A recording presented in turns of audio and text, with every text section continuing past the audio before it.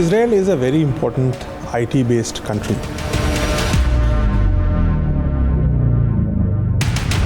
TCS or Infosys or Wipro have a few hundreds of employees based out of Israel. More than 500 multinational organizations, including Intel, Google, and Microsoft, have their offices in Israel. And this war is not sustainable for them. Israel is the market leader when it comes to the global technology sector in cybersecurity. Employees of global multinationals like Intel, Microsoft, Google, who have a much larger presence out there, what they will be looking at is actually moving some of those headcounts to geographies like India.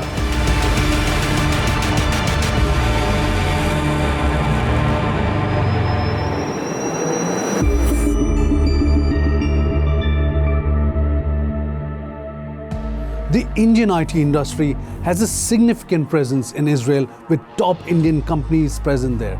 This includes Tata Consultancy Services, which set up base in Israel in 2005 and has over 1,000 employees. And among other Indian IT companies in Israel are HCL, which has around 130 employees, and Tech Mahindra, which recently tied up with Israel-based defense electronics ELTA systems. So Wipro also has around 80 employees in Israeli, mostly locals. Three kinds of impacts in the negative side is happening. In terms of losing the local Israeli talent, which either cannot report to work now or has been already called by the armed forces, so that talent is not available, at least for the foreseeable future, number one. Number two is also in terms of Israel does a lot of capacity building, because Israel, as I told you, is very good at skill building and so on. And that also is going to globally impact the IT industry, including our own. And the third thing which is also going to happen, that a lot of projects which were happening in Israel and are ongoing on Israel will also get impacted. For instance, TCS works very closely with the Ministry of Finance in the government of Israel, where it is working with the banks of Israel to process automation, better customer satisfaction and so on. All this gets impacted across the sectors. TCS and Wipro have already issued statements that they're monitoring the Israel-Palestine situation, and they're also in regular touch with their employees. And that's because employee safety remains their top priority.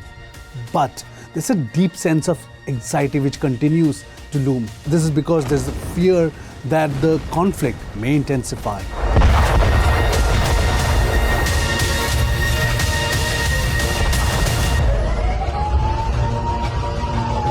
As of now, the conflict has not really expanded and engulfed the entire Middle East.